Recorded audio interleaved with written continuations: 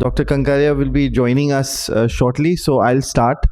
And I'll be talking about a very controversial topic about pediatric refractive surgery, the new horizons. And the idea of this is not to say that pediatric refractive surgery is trending, but talking about it is now getting more popular and is something we should venture into. So I would like to thank my co-instructors for being here with me in this morning. This topic often raises a few eyebrows, and I hope that you raise them the right way after this and make your own decision. So when we talk about refractive pediatric cataract surgery, we often talk about very selective group of people where we can actually practice this, which could be high anisometropic amblyopic, developmental delay, the refractory cases of amblyopia, and I'll try and make this as painless and quick, just like refractive surgery. So I have no financial interest. I think this is the most important slide in this entire presentation. So first and foremost, the point to understand here, it's only for a small group of children. It's not for all children. It's only for a small group of children. And those compliant with conventional therapy are not indicated for any sort of intervention. And currently in amblyopia therapy, we have glasses, we have patching, we have contact lenses, we have drops, we have dichoptic and other stimulation, visual stimulation exercises. But we all have those patients who are high anisometropic, severe isometropic, severe amblyopic with poor response to this conventional therapy, developmental delay with poor compliance, autistic children who do not like even the feel of glasses on them and do not want to comply with you, and non-compliant, non-responsive to any sort of treatment, with craniofacial anomalies where you can't give glasses and contact lenses are not allowed. So what do you do in those cases? So contact lenses have been one of the oldest methods to fall back on, but it's not a smooth criminal, and we all know that kids in contact lenses are not always the best fit. And according to a journal in Journal of Pediatrics, about the most common reported ocular emergency in children in the emergency in the US has been contact lens related. So that's why not. And why refractive surgery? Millions of adults undergo refractive surgery, most excimer laser. It's safe and effective in adults. Phakic IOLs and RLEs have also been introduced with successful outcomes lately. One of our senior AOS faculty recently also published a large number of ICLs in children. So refractive surgery in unilateral myopia, it's narrow indications, but it's sometimes gives great results, and this is what you have to dwell into.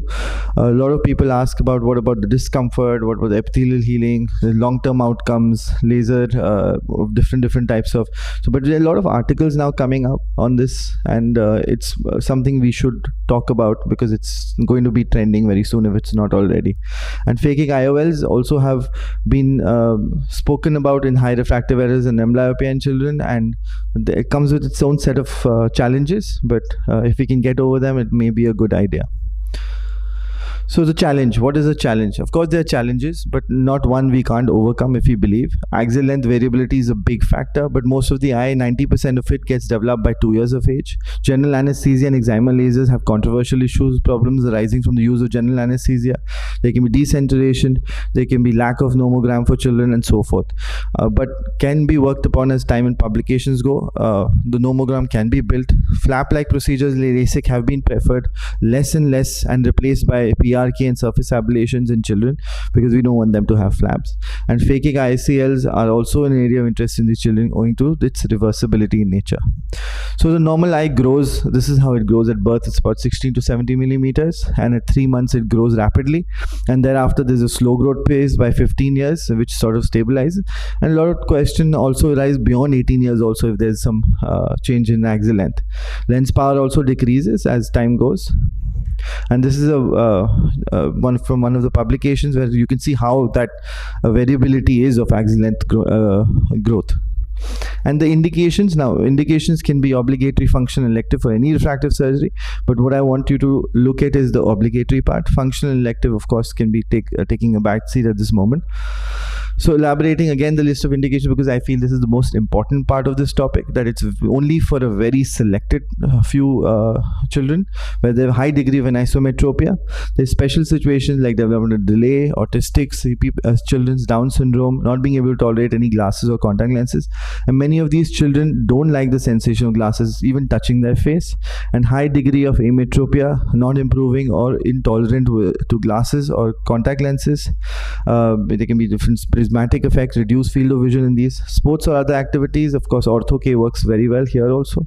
And where compliance is a question mark and you don't want to miss the chance to get over amblyopia, that's when you can think of this as an option. So again, high degree of anisometropia is very all. Most important part again is, if you're really planning this, you have to sit and counsel the parents. It's an elective procedure but not without risks. Refractive surgery, not necessarily LASIK, in patients younger than 18 years should be confined only to cases of very selective children, and you do not perform this procedure to eliminate patients' dependence on glass, but rather to help them wear the correct prescription properly at that moment and engage in effective amblyopia therapy. So is it justified? This is a question that we have to answer. It's elective surgery with risks. Risk multiplies when it's children. On the other side, when done for the proper visual development and prevent visual isolation of one or both the eyes, it may be largely beneficial. Miss the window period of visual development and then you will end up with a bigger problem, which is blindness. So various articles have spoken about the side effects of haze and other things, and said that in children it's not so much. When it talks about contact lens RLEs versus phakic IOLs, and they said both do pretty well. Flap based procedure is something you don't want to go ahead and do, because dislocations try, because children will rub and that can cause more problems. So lately it's been more and more about surface ablation in children rather than LASIK or any other option, and that has been one of the more popular parts of refractive surgery. So is haze really a downside? Because in children, we've seen that with steroids, it gets as good or even better than adults, and that's what the articles say as well. And PRK for severe anisometry has been tried and it's given good results, and it's treatable. What about the timing? The AAO does dictate at the age of 10 years or above is a good time to perform PRK. And other options have also been coming in. Like I said, there's been an article recently about phakic IOLs in children, which is done very well. And we also have now SMILE.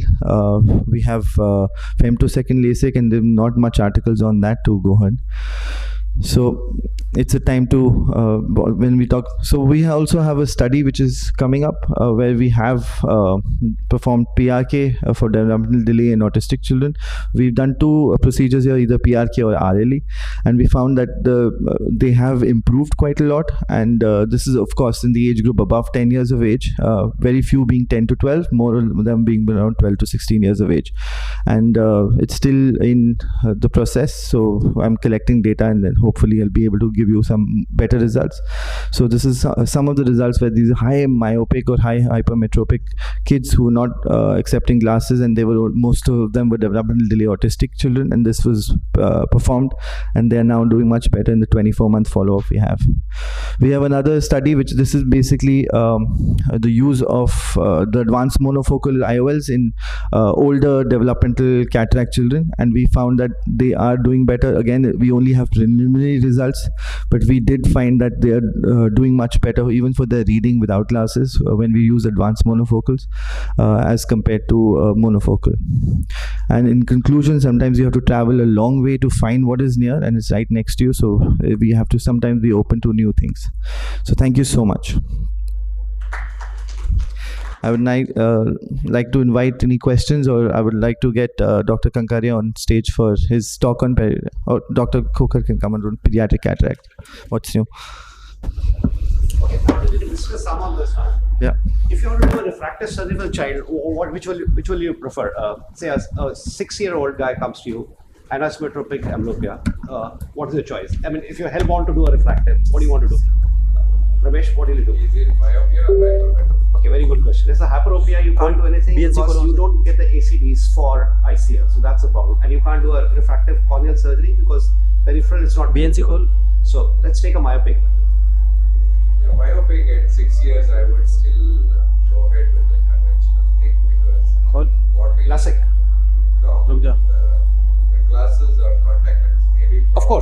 that's sole refractive surgery as such, fine. Because this that tissue. time I would not. Sumita? Agree with. I think that's the right way to go.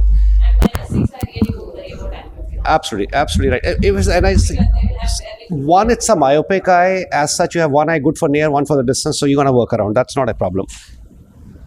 E-concept. Which one is given? Okay.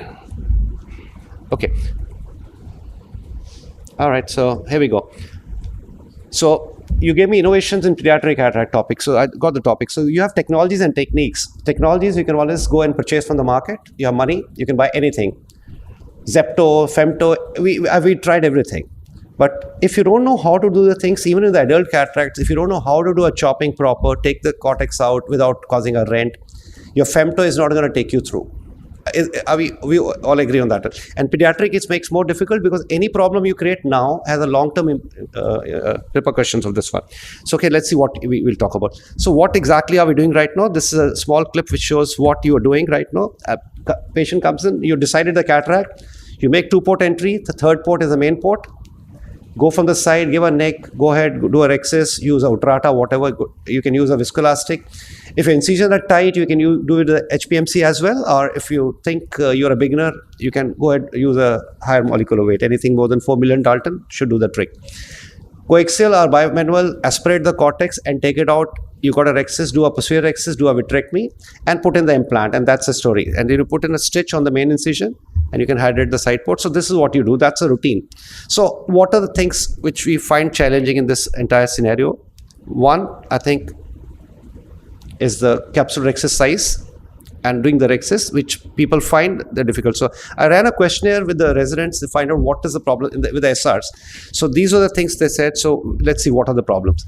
So first thing is how to get the capsule. Management of the capsule is what they're all scared of. Anterior, posterior more than the anterior. But it's a myth. I think the anterior rexis always try to run off because it's more convex anteriorly. It's like a top of the hill phenomena. If you slip, you'll go down.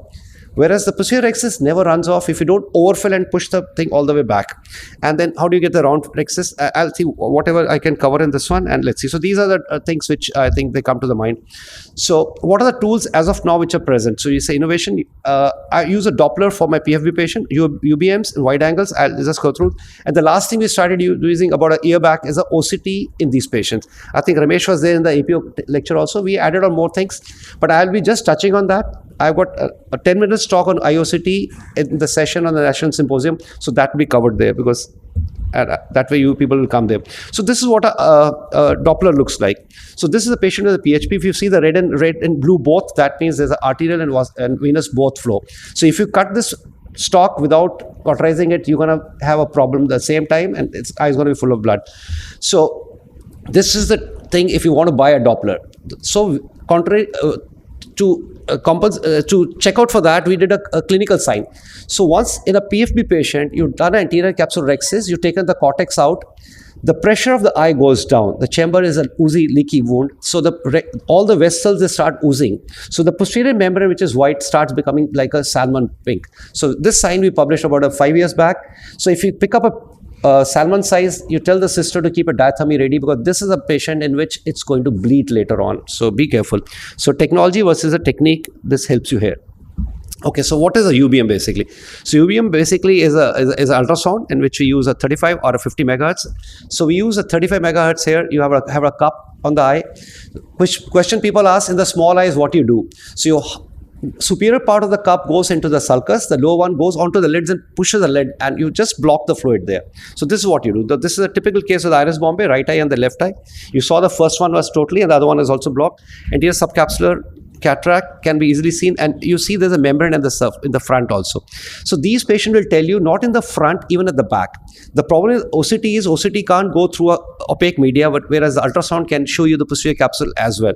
So this is just a set of, okay, 1 second. This one I wanted to talk about.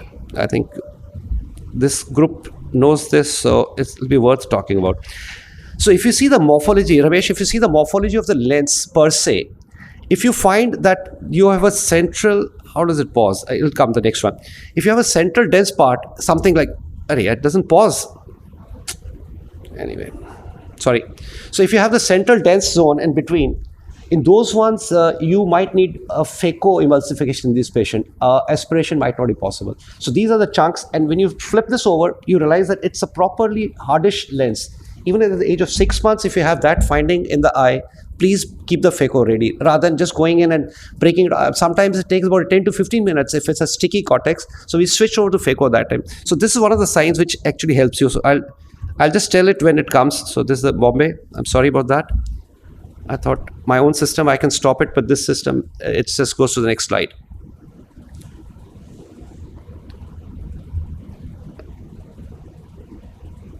Can I go forward on this? Okay, I can pause it from here, I think, yeah. So that's the anterior plaque you can see. Now, this is what I was talking about. If you have this kind of configuration in the eye, now what is this? I have a pointer here. This thing in the center, this kind of thing is the one which is holding it back.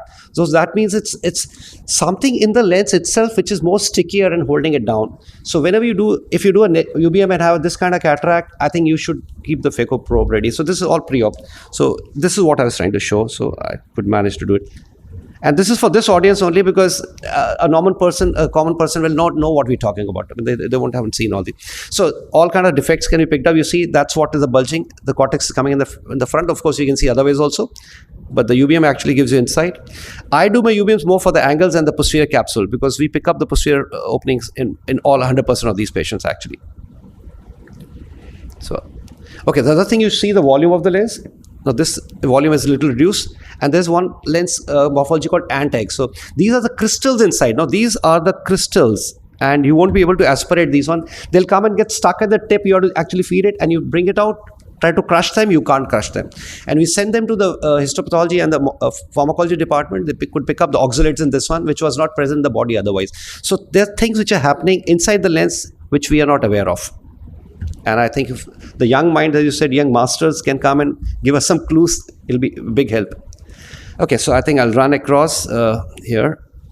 Okay, so the term Morganian cataract people use for the adults, but this is a lens which is shifted. You see, there's an anterior plaque and there's an entire white cataract.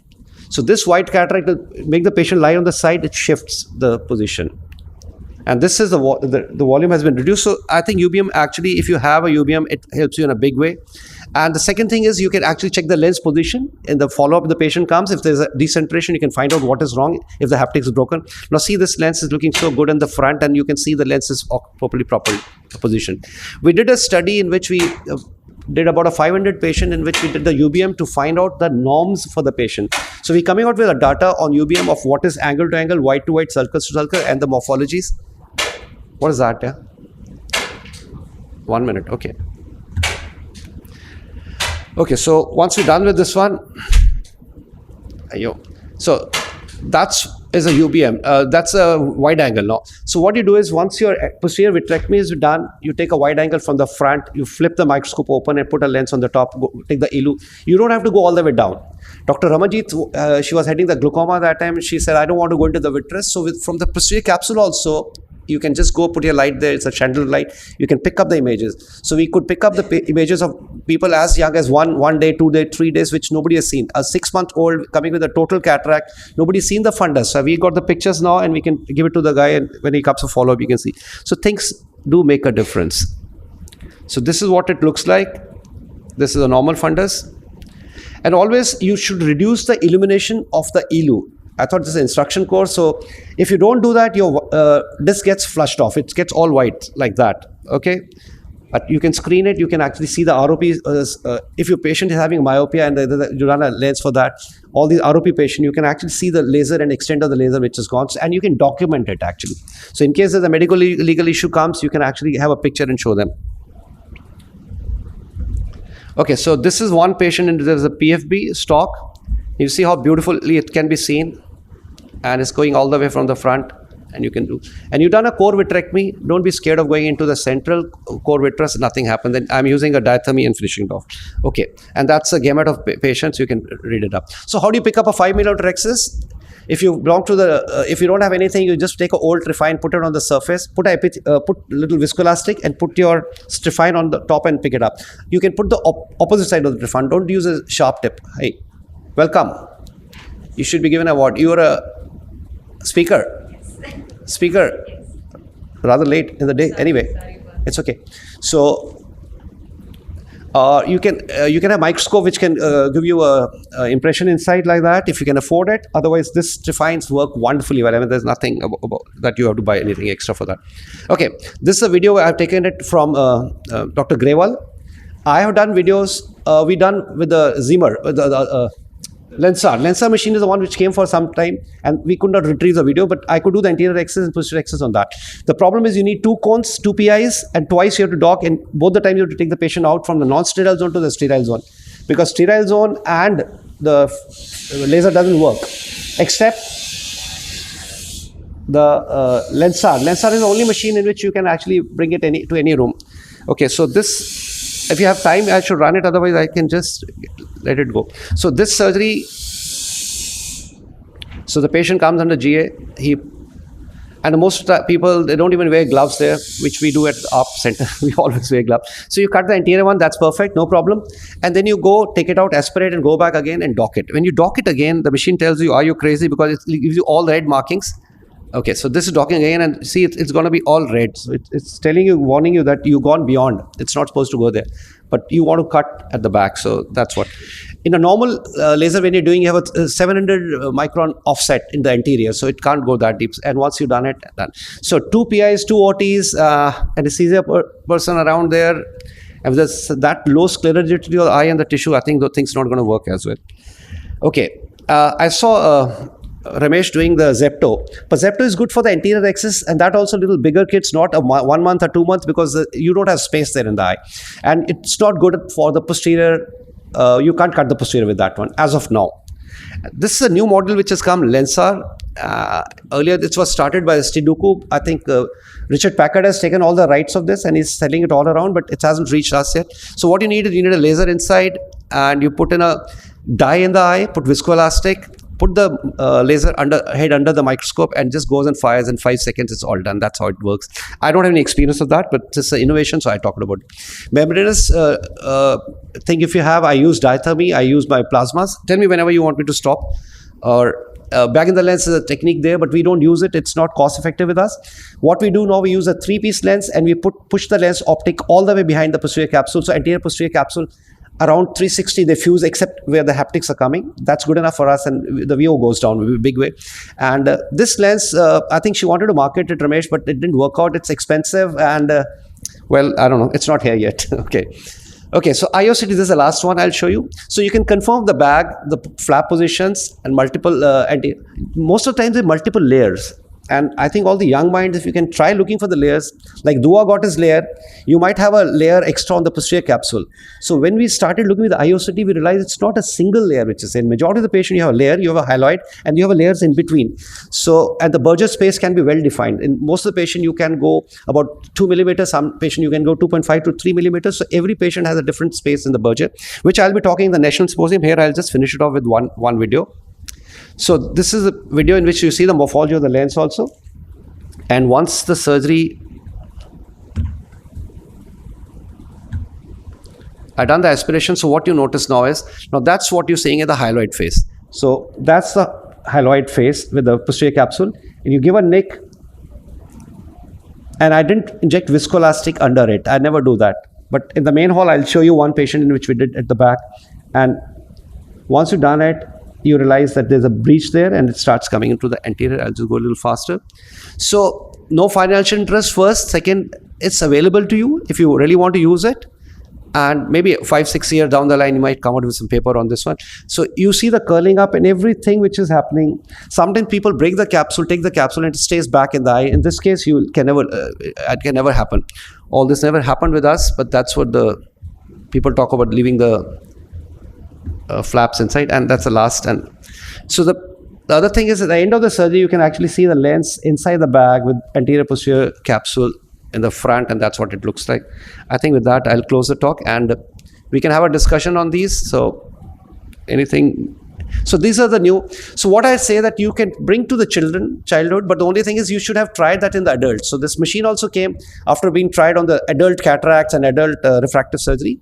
So whatever technique is good for the adults, we can try that on the kids, but we should try it before on the adults, because let's not make the children the guinea pigs. The adults could be the guinea pigs, right? Thank you. Thank you so much, sir. Dr. Vardhaman sir will, while Dr. Vardhaman sir sets up, we can take the question. Yeah, sure. I have a question, sir. With septo and femto, we tried doing the posterior rexus here. I mean, they were supposed to be What is possible? So femto you can do it, but you're in the offset, you are doing full machine. It's possible. Femto you can do it. Yeah, but septo is not possible. In septo you have to put a suction ring onto the needed lip surface, which is for idea capsule. Which is okay. So you can't put a suction ring. As of now, there is no water, maybe the meeting here. This is all done before you start your procedure, so it's just a step. Femto and basic, it's all done before you take the First, talking is really good idea. You shift the patient out, do the aspiration of contact, come back again, and you want to suture the wound so that you have a suction. You can't do both together.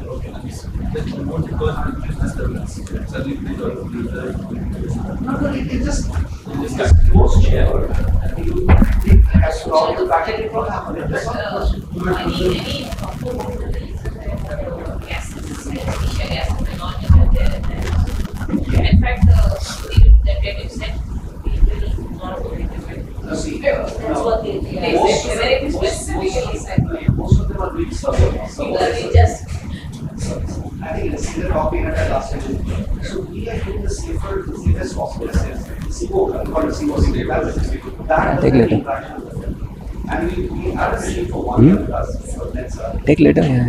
we take the any room, and any way people want you to use it, and we use that to where all acid, cataract is 1 floor above the cataract rules. So pediatric patient can't be done. So yes, it's the only machine which can do it, but as I said again, it's not costly. Because you're used to the parameters of the same KPA. KPA is the patient interface. I use the age 26, or we charge 26 for 1, so people go that patient charge 50 for 1 and 1 more. So it's not cost effective, and most people will not be very used. So it's your call. Yeah. That's right. Okay. Sure. First of all, thank you, Aditya, for the kind invite. And of course, after an excellent talk by Dr. Kokar sir, what I'm going to talk to you about is going to be what is basically the current knowledge about pediatric keratoconus. Pediatric keratoconus itself is a trending topic because I think initially we were not really differentiating between adult keratoconus and pediatric keratoconus, but for a variety of reasons, pediatric keratoconus is spatial, and we'll come to that. We all are aware that keratoconus is a progressive asymmetric disorder with stromal thinning, irregular astigmatism, many times less than 18 years. Yeah. The youngest age, 4 years. I mean, it has been diagnosed earliest in the 4 years. Yeah. Anybody who is less than 18 years, because they do behave differently. That's the thing. I mean, yeah. So the youngest one, which is currently diagnosed to have, is 4-year-old with the Down syndrome. Yeah. So basically, we all know about adult keratoconus pretty well, as I'm very sure. And of course, the diagnosis is, we are well aware about it. The mainstay of diagnosis is, of course, the corneal tomography, and in current generation corneal tomographers such as Pentacam and Cirrus. The corneal epithelial maps are actually adding to the advantage of early detection of these patients. But the most important thing for us to know is that in majority of the keratoconus patients, the studies have shown that the mechanisms have started to sets in around puberty, but the clinical manifestation is variable. In majority of them, it is seen in the second decade of life. But there have been special situations where the pediatric keratoconus was already we were very well aware of, and one of them was in Down syndrome. We already know that Down syndrome has a great keratoconus as a comorbidity, and it has been reported many times, especially by large-scale studies by AIOC et al., that the patients who have Down syndrome are more likely to represent morphological abnormalities compatible to keratoconus. Of course, the data is still quite variable, but it is proven beyond doubt that keratoconus in patients who have Down syndrome is known to be more aggressively progressive. And the case report, which is as early as 4 years of age in patients who have Down syndrome, actually presented with eye drops. So immediate treatment is required for patients who have Down syndrome. It's also mandatory to do a detailed corneal workup to detect keratoconus earlier. So why are we talking about pediatric keratoconus separately? Is it similar to adult keratoconus? Of course not. Now pediatric keratoconus is a completely new entity because we all know that pediatric keratoconus behaves differently. We know when the keratoconus starts in younger age group, the weak ectatic lamella, they exceed the capacity of the age-related natural cross-linking. Therefore, the progression is known to be much faster. The studies have reported that there is a 7-fold higher risk of needing corneal surgeries in pediatric patients as compared to the adult patients. And in comorbidities such as when you have atopy or vernal keratoconjunctivitis, the progression is known to be much faster and long-term complications are known to be much more. There is a very good long-term study done by Joseph Collin et al., who is one of the pioneers of Intacs, and they have seen that at diagnosis, the keratoconus is often more advanced in pediatric patients. 30% children and adolescents have stage 4 keratoconus at diagnosis as against only 8% when it is diagnosed in adults. 88% of these pediatric patients are known to be progressive in a very fast scale when the steepening within 1 year is more than 2 diopters. And the unaffected eye is also known to develop keratoconus in variable time in about 35% of cases. The CLIC studies have also shown that in age between 10 to 20 years, the predictor of this is the prediction for the significant progression and later on to have corneal scarring. So whenever we see a patient of keratoconus in the adults, it is proven beyond doubt that the collagen cross-linkage is the mainstay of treatment to stop the keratoconus from progressing. The current stage or the current method that we use for cross-linking is called as a Dresden standardized protocol, in which first you actually remove epithelium by variability of methods. After that, you instill riboflavin for about 20 to 30 minutes and you use a 3 milliwatt per centimeter square energy for about half an hour. So this was the first ever proven method of stopping keratoconus or halting its progression. This was the brainchild of Theo Zahler's group, and especially Spohl et al. And Wollensak, both of them had contributed a lot. So in the early stages in 2003, when the early human trials were started, the cross-linking had shown that it stops keratoconus progression, increases biomechanical stability of cornea, and it causes resistance to enzymatic digestions. So basically cross-linking works with the help of riboflavin, which gets excited with ultraviolet radiation. And when you have this production of activated oxygen radicals, they cause cross-linking between the collagen fibers. And as you can see here, as against in the cornea, which is keratoconic, when you undergo cross-linking, it becomes much more stiffer, and the Young's modulus is known to increase by about 4.5 times. Now there are a variety of studies, I think more than 1,000 publications demonstrating the safety and efficacy of the cross-linking in adult population up to 10 years. But what about pediatric cases? Does it work as well? So there have been a variety of studies which have looked at between 1 year to 10 years of follow-up after cross-linking. And one of them, which comes from India, is from Ritu Arora et al. And they have shown that up to 1 year, the collagen cross-linkage by Dresden protocol was seen to be stabilizing keratoconus with no significant complications. This study by Toprak et al. Had demonstrated that up to 2 years, the keratoconus was stable in their set of patients. And it also demonstrated that it was showing a progressive improvement in both their keratometric as well as the topographic indices. When it comes to the progression of keratoconus and its efficacy of cross-linking in children and adolescents, this study by Hafezi et al., who does a lot of work on keratoconus, especially pediatric keratoconus, demonstrated that up to 3 years of outcomes were actually very, very encouraging. They had 52 eyes of 59 patients who were enrolled in this study and demonstrated progression before they did cross-linking in 88% of them, which is a very high rate of progression. 46 eyes underwent cross-linking, and they have shown that up to 2 years, there was a significant reduction in Kmax and there was a good stability of keratoconus. The study also demonstrated that we should perform cross-linking at diagnosis for pediatric keratoconus as against in adults, where we actually wait for documented progression, because very high rate of keratoconus progression is seen in about 88% cases, which is very high. The arrest of the progression might not be long-lasting. This is very important as against in adults. And in their series as well, one eye had to undergo transplant because of persistent progression in spite of undergoing cross-linking.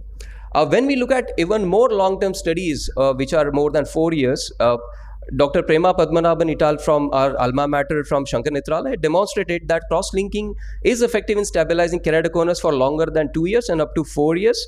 However, they saw that at 4 years, 24% eyes demonstrated steepening and almost 80% showed stabilization, but 20% of them actually came into the diagnosis of further progression and required treatment. So it does demonstrate that whether the cross-linking does work in pediatric cases, definitely, but the stability is not seen to be very long-term. It is about 80% of these patients show stability up to 10 years. Now, this is a very important study by Cosimo Mazzotta et al. From Italy. He is also one of our collaborators, and we do a lot of collaborative research work together. This is one of the longest term follow-up which is available today for cross-linking in pediatric cases. They demonstrated that up to 10 years, although the stability was seen in about 80% cases, 24% eyes demonstrated progression in variability of amount, and 20% of them were really truly in the picture of progression. And 2 eyes required corneal grafting as well. However, they did demonstrate that the coma aberrations which demonstrated improvement after cross-linking were actually maintaining its benefit even in long term up to 10 years in all the cases. So we do know for sure that cross-linking does work in pediatric patients as well, but we have to still look for the follow-up of progression as well. Now, this is a new concept which is coming, which is called as a CXL+. This is the concept by one of my mentors, Professor Quinones. So basically, we all know that many patients who undergo cross-linking, even in adults, they are very stable, but many times they cannot see because they have very poor vision because of the irregular astigmatism. Sometimes they cannot even tolerate contact lenses. That is especially true also in pediatric patients. So in those patients, we combine cross-linking with variety of visual rehabilitating procedures such as topo-guided PRK called as Athens protocol, PTK which is called as the Crathon protocol, Intacs and phakic lenses. Of course, in adults, whenever we see a patient who is having relatively good spectacle corrected visual acuity. Out of these 4 entities, there are 2 which actually are very useful for pediatric cross-linking. One of them is the Crathon protocol, second one is the Intacs. We avoid doing Athens protocol in keratoconus, pediatric keratoconus because they are known to be more aggressive. But the Crathon protocol works beautifully well and we have completely shifted to it. So I'll just come to the concept of Crathon protocol. We all know that mechanical removal of corneal epithelium is an essential component of cross-linking now. And epithelium must be optimally removed to allow adequate penetration of both riboflavin as well as the UVA light as well. The million-dollar question was that because we have variety of methods of epithelial removal, can the method of epithelial removal itself help us in improving visual outcomes of these collagen cross-linking patients? We all know from this study by Dan Reinstein that the epithelial thickness in keratoconus is not regular, but it is known to actually showcase what is called as a donut pattern. That means the epithelium at the apex of the cone is known to be very thin. And as we go to the periphery, the epithelium becomes thicker and thicker. So to take advantage of this knowledge, as you can see here, this is the very high frequency ultrasound which shows the epithelium at the apex to be only 38 microns. So if we see that this epithelium is going to be of variability of thickness, and if we use a PTK mode of 50 microns, we are not only removing the epithelium, which is essential of course, of about 38 microns, but we are also topping off 12 microns from the Bowman, which is definitely a very minute amount of ablation as compared to the Athens protocol itself. However, our studies had demonstrated that when we do this, we actually improve the topography of the patient by just changing the way we are removing epithelium. So this is one of the first cases that we had published. You can see this is the pre-operative, this is the post-operative topography showing much more regular topography, and this is the ablation on the Bowman, which is automatically on the steepest areas because of the variability of the thickness of the epithelium that we have in keratoconus. So then we went on to do a study in which we tried to compare the Crathon protocol versus the Dresden protocol, and we did this in set of 31 eyes in contralateral study. Of course, this study was done in adults, but just to show you that what is the advantage that this brings in. So in the CXL group, which is the Dresden protocol, we demonstrated no statistical improvement in vision. However, in the TPTK CXL group, which is the Crathon protocol, there was a statistically significant improvement in both UDVA as well as the CDVA in these patients. The safety was also seen to be similar, but however, there were more number of patients gaining 2 or more lines on the Snell lens chart. And now we have published recently a long-term publication of this, which is 5-year data of Crathon protocol, demonstrating excellent efficacy and safety in long-term as well. So now we have moved on to completely Crathon protocol and the Intacs in pediatric patients, along with the Dresden protocols. Thank you so much. Thank you. Thank you so much, sir. Very enlightening talk. Well, can I invite Dr. Kekunia, sir, to set up for what's new in strabismus surgery? In the meantime, do you have any questions for sir? So all these are the GA. The usual procedures and the generalists. That's what I'm asking the 8. Yeah. They have a 10 and a half, you can sit on the top. Yes. So I think the anesthesia part we do and we leave it up to we decided they do the pre-operative analysis. But usually if this are operative, like if you're on age of 8 or 10, we go for topical only. That's what I asked you the age of. Younger than that, there's a more predictable than the body is still moving. Yes. For 4-5 years. So if you want to lock it up that then they can work that. Yeah. So GA works better in this case. Now the question I have for Dr. Coker sir is because whenever you're doing for very young patients and then in GA is what? First do you do a unilateral or bilateral? For these patients? I'm not doing a cross linkage for the younger kids, first thing, right? Second, I do it maybe 8 to 10 years when I'm able to get the data properly. In the younger age, let's say less than 4 years, you can't even pick up the data properly. If you can't pick up the data, you can't actually confirm it. And we hardly see it. Yeah, so if you were to confirm it yourself in your hand, there's a chemical standpoint. And of course, I'll do it in GA. So always unilateral, never bilateral, because you don't know what territories is going to. Ramesh, you like to do both eyes together? So as adults, we always do one eye together, one eye at a time, and even in pediatrics, I think we should do always one eye at a time. I think really 6-year-olds are outliers, okay? They're outliers, Yeah, 99% of the patients are going to report even early. Yes, absolutely. Let's move to. Yeah. So I think the take-home message is only one at a time. Whatever is Good morning. Thank you, Aditya, for this invitation. We have 15 minutes left. I think there are 3 more talks. So let me know when I have to stop. I'm just going to show maybe 2 or 3 techniques with the time limitation, which can be helpful. As Dr. Coker said, there is technology, there are techniques. In strabismus, there are no much of technology other than imaging. It's mostly the technique which we have to. So I'm going to put maybe few of those, if possible, if the time permits. First one I just wanted to say is something like graded superior rectus transposition. We all do SRT for monorectus transposition for either Duane syndrome or even 6-nerve palsy. What this video shows is you have an option of doing a graded superior rectus transposition, which this is from the Boston group. I think Linda Daggy has done it. I feel it's quite interesting. You can see we can put a suture at 8 millimeter, we can put it at 10 millimeter, we can put it at 12 millimeter. And if you mark at 12 o'clock, where at the end of the video you can see that, you can see the change in the intorsion. See that? That's changing. The 12 o'clock and 6 o'clock mark, it changes. I think this can be used in severe cases of Duane syndrome or even 6-nerve palsy. So this way you can change the effect. You can see pre-op there was 4 cyclotoxin, and then after transposition there was 5. First augmentation you can see 7, intorsion. So this is a graded one which can be utilized in our day-to-day. Personally, where do I use it? In a very severe 6-nerve palsy, instead of 8 millimeter, I go 10 or 12 depending upon the severity. That's the first thing I just wanted to. One more of our colleague, Dr. Kraft, they have looked at, SRT is the standard treatment for Duane syndrome now, plus medial rectus, and then SRT and medial rectus is what 90% of us do now.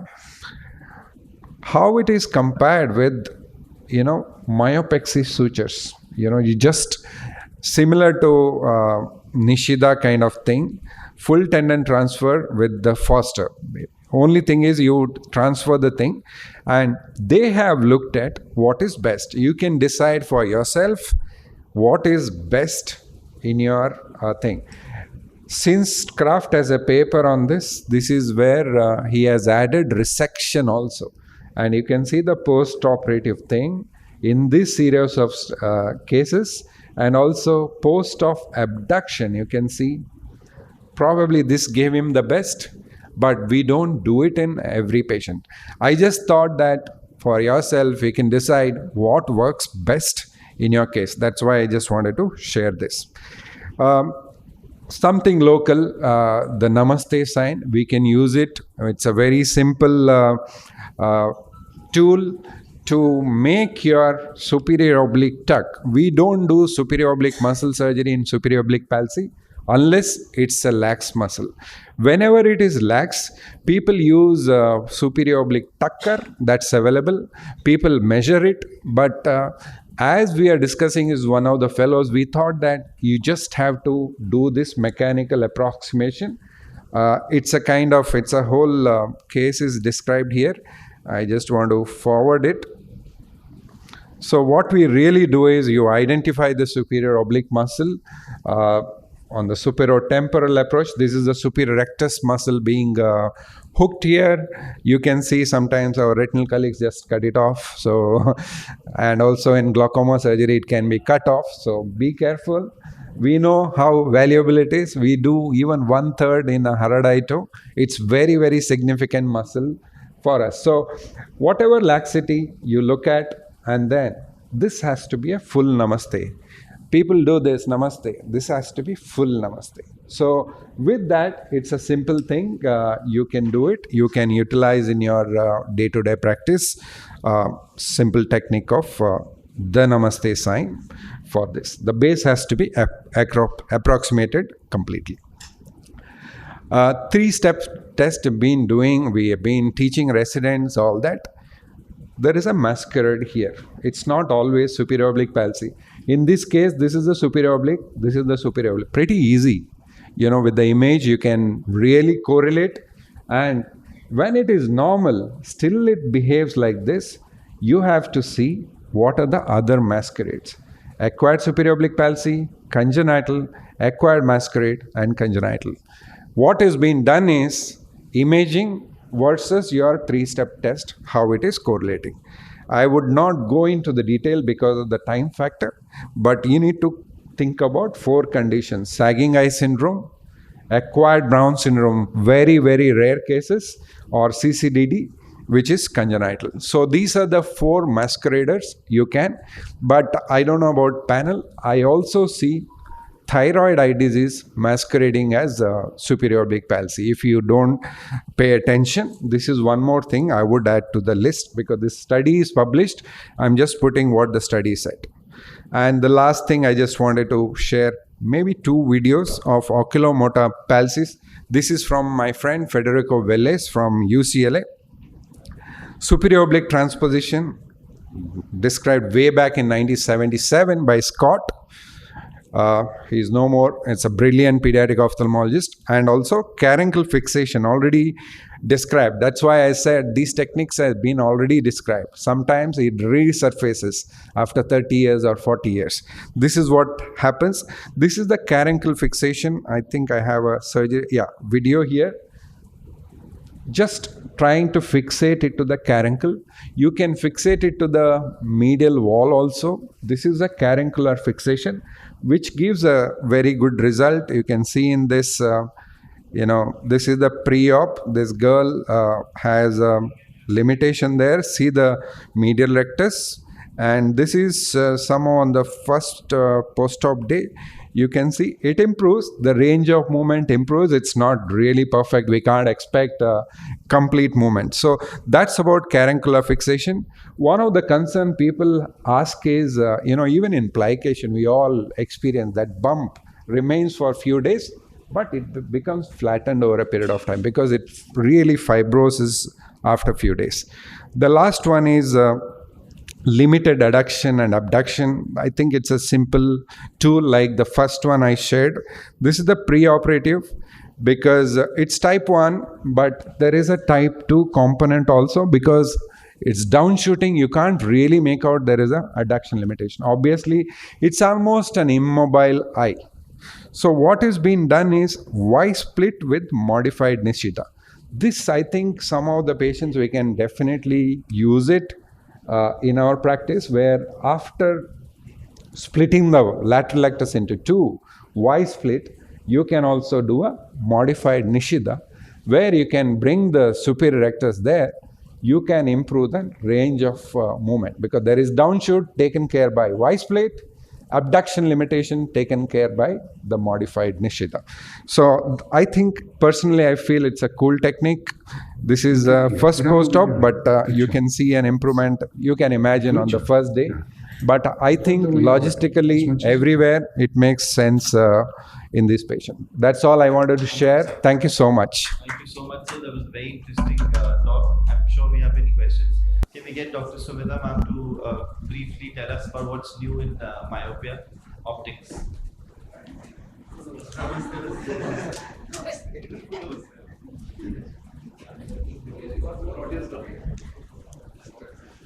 So I think myopia has been hashed to death in this particular conference. There are conferences, but let's go over it again.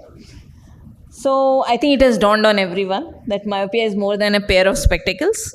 That's why there is a whole plethora of, in past 15 years, several research publications, work, and there are, as a result of this, we have modifications in the workup. There are more interventions available at any time in the past 10 years, and there are also more questions. So I think when we started, we used to, cycloplegic refraction was always a part of myopia workup. Probably people have now added a little bit of a lack of accommodation to its workup in past, say, 10 years. And also in past probably 5 years, biometry has become a part of myopia workup, along with some dry eye workup, as well as more of a binocular vision abnormalities also. Peripheral refraction is the new kid in the town. Expensive equipment, but there are some ways of doing it with a little bit time consuming, but can be done without the equipment also.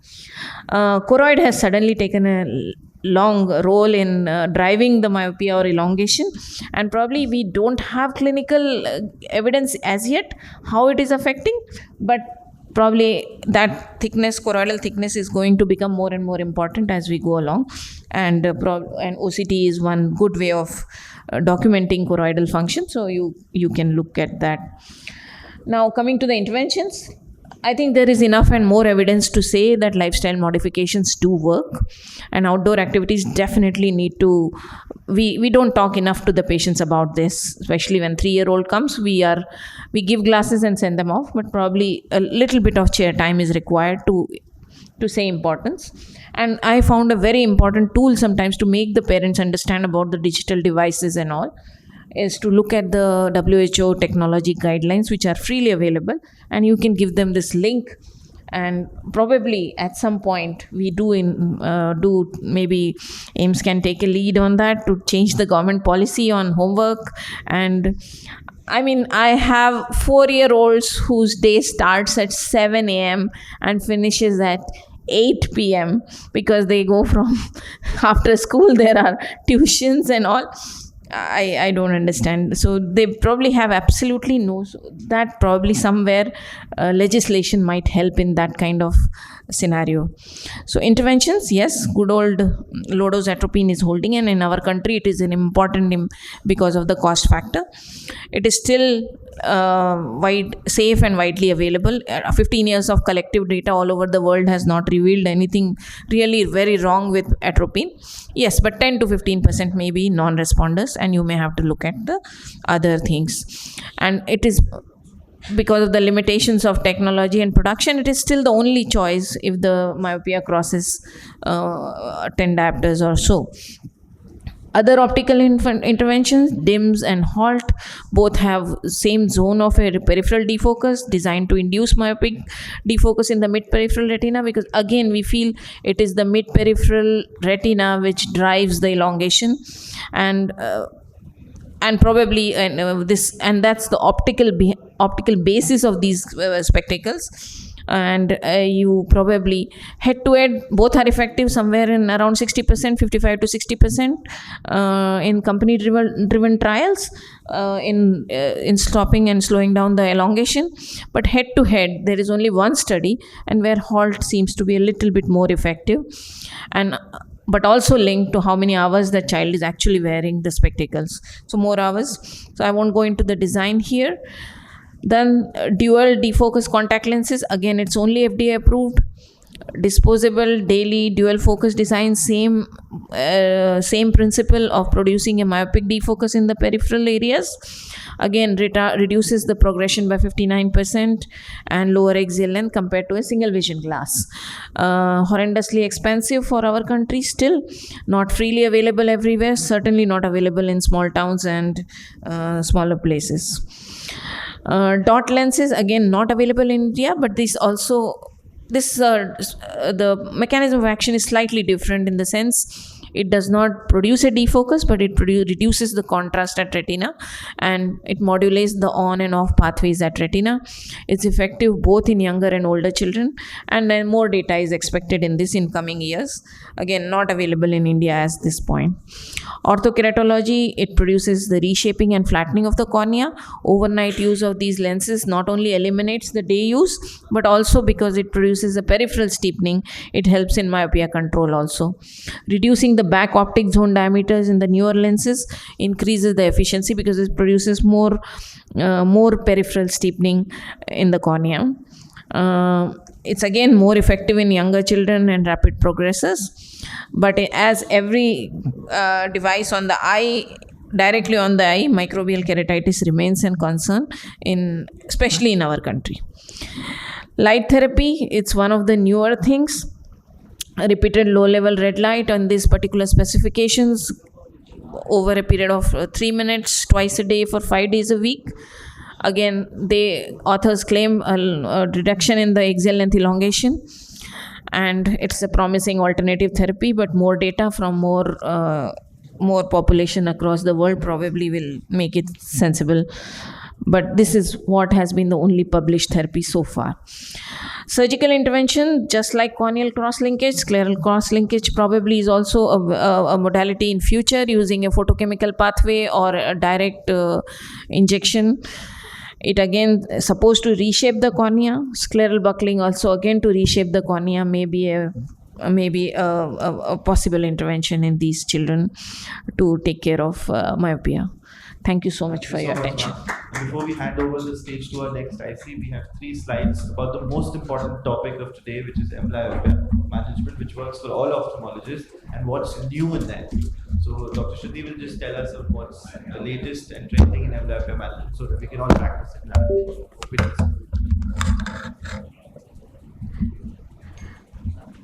Okay. So Already described. That's why I said these techniques have been already described. Sometimes it resurfaces after 30 years or 40 years. This is what happens. This is the caruncle fixation. I think I have a video here. Just trying to fixate it to the caruncle.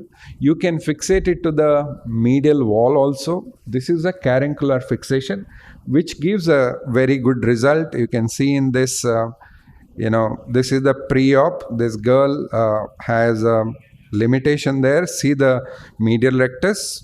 And this is somehow on the first post-op day. You can see it improves. The range of movement improves. It's not really perfect. We can't expect complete movement. So that's about caruncular fixation. One of the concern people ask is, even in plication, we all experience that bump remains for a few days, but it becomes flattened over a period of time because it really fibroses after a few days.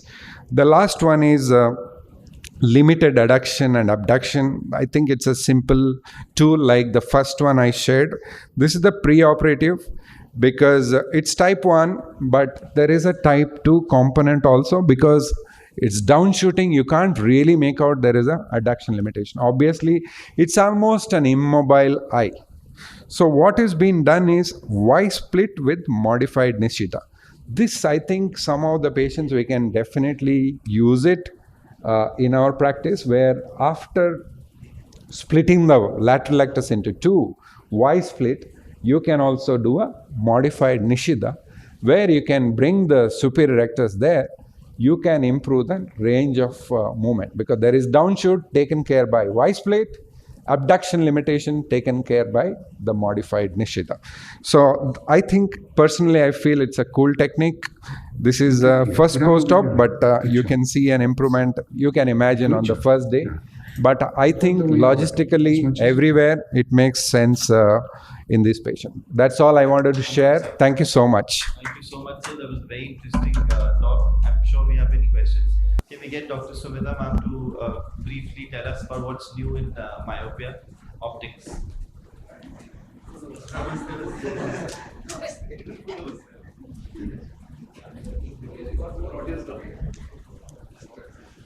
So I think myopia has been hashed to death in this particular conference. There are conferences, but let's go over it again.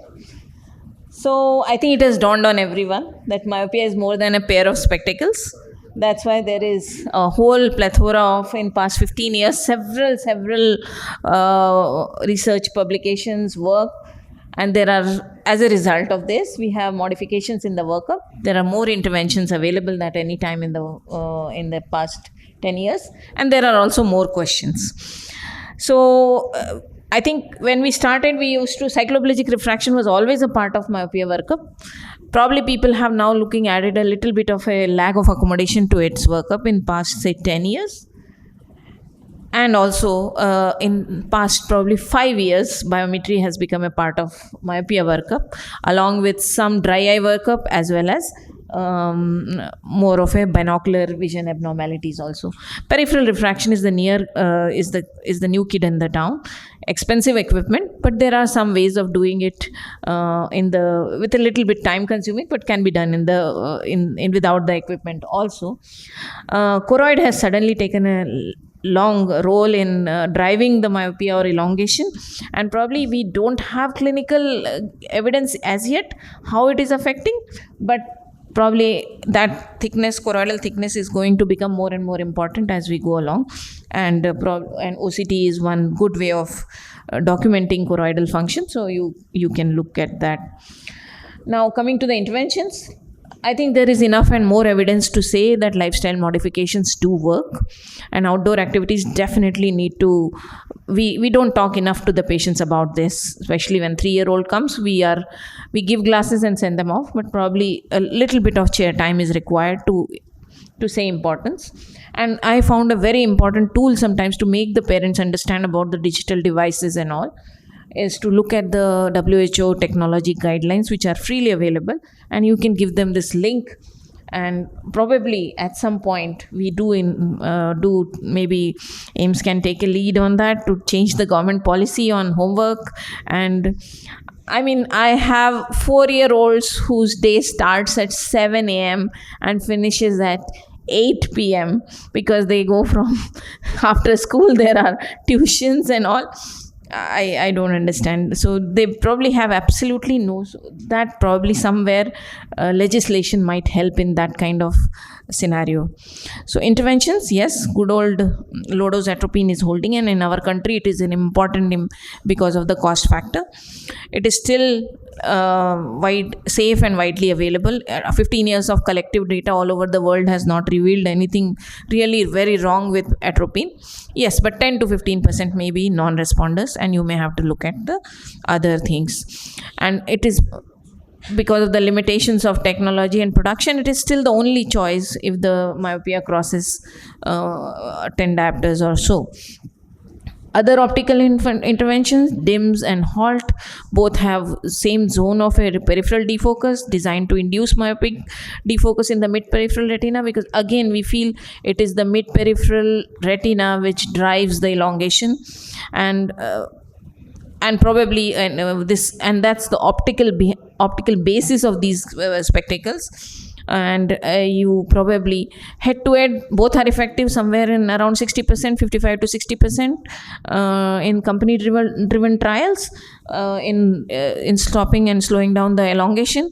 But head-to-head, there is only one study, and where HALT seems to be a little bit more effective, but also linked to how many hours the child is actually wearing the spectacles. So more hours. So I won't go into the design here. Then dual defocus contact lenses, again it's only FDA approved. disposable, daily, dual focus design, same principle of producing a myopic defocus in the peripheral areas. Again, reduces the progression by 59% and lower axial length compared to a single vision glass. Horrendously expensive for our country still, not freely available everywhere, certainly not available in small towns and smaller places. Dot lenses, again, not available in India, but the mechanism of action is slightly different in the sense it does not produce a defocus, but it reduces the contrast at retina and it modulates the on and off pathways at retina. It's effective both in younger and older children, and then more data is expected in this in coming years. Again, not available in India at this point. Orthokeratology, it produces the reshaping and flattening of the cornea. Overnight use of these lenses not only eliminates the day use, but also because it produces a peripheral steepening, it helps in myopia control also. Reducing the back optic zone diameters in the newer lenses increases the efficiency because it produces more peripheral steepening in the cornea. It's again more effective in younger children and rapid progressors. But as every device on the eye, directly on the eye, microbial keratitis remains a concern, especially in our country. Light therapy, it's one of the newer things. Repeated low-level red light on these particular specifications over a period of 3 minutes twice a day for 5 days a week. Again, authors claim a reduction in the axial length elongation, and it's a promising alternative therapy, but more data from more population across the world probably will make it sensible. But this is what has been the only published therapy so far. Surgical intervention, just like corneal cross-linkage, scleral cross-linkage probably is also a modality in future using a photochemical pathway or a direct injection. It again is supposed to reshape the cornea. Scleral buckling also again to reshape the cornea may be a possible intervention in these children to take care of myopia. Thank you so much for your attention. Before we hand over the stage to our next IC, we have 3 slides about the most important topic of today, which is amblyopia management, which works for all ophthalmologists, and what's new in that. So Dr. Shruti will just tell us what's the latest and trending in amblyopia management so that we can all practice it now.